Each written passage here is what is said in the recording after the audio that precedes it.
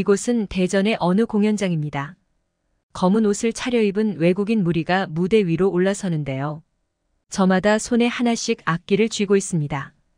클라리넷, 콘트라바순, 플루트, 트럼펫, 바이올린, 심벌즈, 마림바, 하프 등 각양각색인데요. 원래 교향악단은 여러 악기 연주자들로 편성되어 있는 팀이죠. 아무래도 대전에서 해외 교향악단을 초청한 모양입니다. 연주가 시작된 순간 객석에 앉아있는 사람들을 본 피아니스트 엘가 씨는 깜짝 놀라서 하마터면 실수할 뻔했다고 하는데요. 무슨 일이 있었던 것일까요? 한번 자세히 알아보도록 하겠습니다. 해당 사연은 독일에서 온 엘가 씨의 SNS 내용을 바탕으로 재구성된 스토리입니다. 안녕하세요, 한국인 여러분. 저는 피아니스트 엘가라고 합니다. 음악을 그저 가볍게 소비하시는 분들에게는 상당히 생소한 직업일 수 있을 것 같아요. 딸의 학교만 가도 그래요. 지금은 선생님이나 다른 학부모들이 제 직업이 피아니스트인 걸 알지만 처음 됐을 때 직업을 소개하자 모두 작게든 크게든 놀라는 반응을 하셨죠. 세상에 정말 뛰어난 피아니스트가 많이 있었고 지금도 많이 있습니다. 워낙 유명해서 클래식에 전혀 관심이 없으신 분들도 모차르트, 베토벤, 쇼팽 등은 아시죠? 오늘날에는 발렌티나 리시차, 랑랑, 알리스 사라 오트, 조성진, 유리코 나카무라 등의 뛰어난 천재들이 많이 있죠. 저는 그분들만큼 유명한 위치는 아니지만 유럽에서 이름난 교향악단에 속해 있습니다. 팀에 속해 있는 인원 중 누구 하나 모자란 사람이 없지만 특히 리더인 지휘자는 정말 최고 중에 최고라고도 말할 수 있는데요. 그의 특출나고 탁월한 지휘 덕분에 저희 악단이 유럽 최고의 악단 중 하나로 거듭나지 않았나 생각이 듭니다. 악기든 뭐든 음악을 다루는 사람들은 10중 8구는 어려서부터 음악을 공부하고 어려서부터 관련한 활동을 합니다. 저처럼 악단에 들어가는 경우도 있고 콩쿠르를 비롯한 각종 대회에 참가하는 경우도 있죠. 어릴 때부터 악단 활동을 해와서 저의 인맥은 대부분 철저하게 음악인들이었습니다. 그래도 연애는 업계 사람이랑 하지 않았어요. 저는 음악이 아니면 할 줄 아는 일도 없으니 괜히 입방아에 오르내릴 일은 애초에 만들지를 않았던 겁니다. 하지만 정작 결혼은 같이 일한 적 있는 사람과 하게 되었어요. 인생이란 게 참 뜻대로 되지 않고 아이러니하죠. 남편은 작곡가입니다. 사랑하기도 하고 말도 잘 통하는 사람과 결혼하고 아이도 낳고 늘 얼굴 보니 행복하긴 하더라고요. 가정은 행복했고 직업적으로는 제가 잘하는 일을 하며 커리어를 쌓아가는 삶은 완벽에 가까웠습니다. 모두가 바라는 평화로운 삶이었죠. 제가 처음 악단에 들어갔을 때만 해도 독일 곳곳이나 독일에서 멀지 않은 나라까지만 가서 공연을 다니는 정도였는데 몇 년 전부터는 유럽에서 저희 악단을 초청하지 않은 나라가 없을 정도로 승승장구하게 되었습니다. 역시 어느 집단이든 리더가 가장 중요하다는 말을 실감하게 되었죠.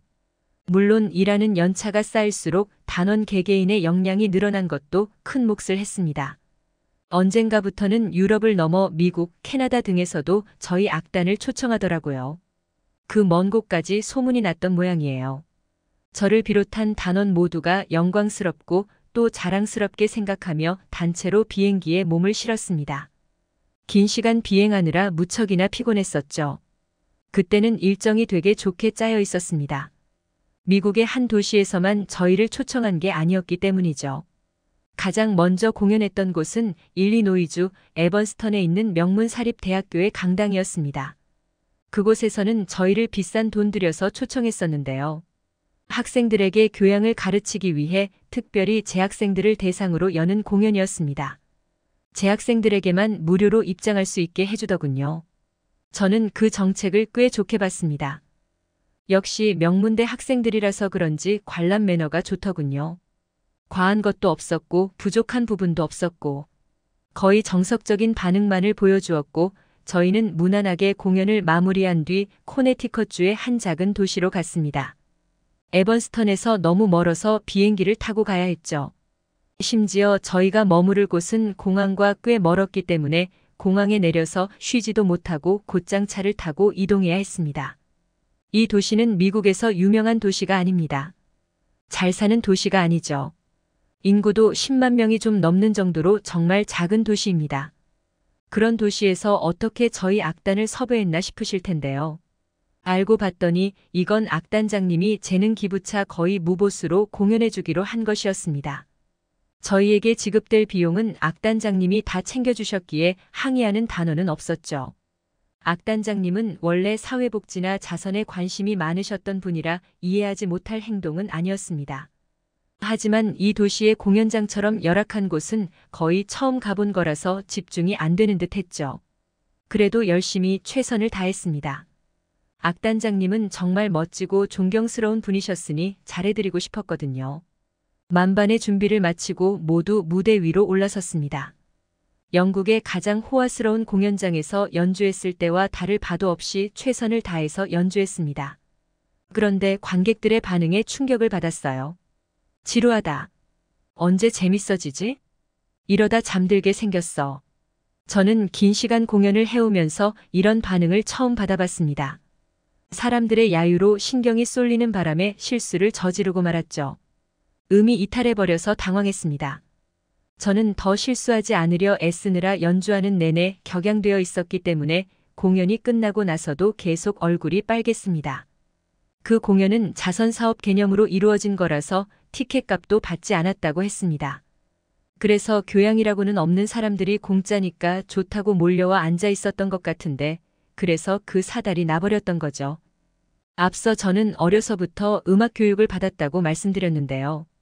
음악 배우려면 기본적으로 집에 돈이 많아야 하는 건 다들 아실 거라고 생각해요. 아이가 어느 분야에 재능이 있는지 알기 위해 어릴 때 학원을 여기저기 보내보는 것과는 차원이 다른 비용이 들어가죠. 그런 만큼 저희 집도 부유했었고 주변도 다 마찬가지였죠. 부족함 없는 사람들만 주변에 있었고 그런 사람들을 주로 겪었어요. 그렇다고 해서 가난한 사람들을 업신여기거나 하찮게 생각한 적은 절대 없었습니다만 그건 제가 직접 겪어보지 못했을 때나 그렇게 생각할 수 있었던 것이더라고요.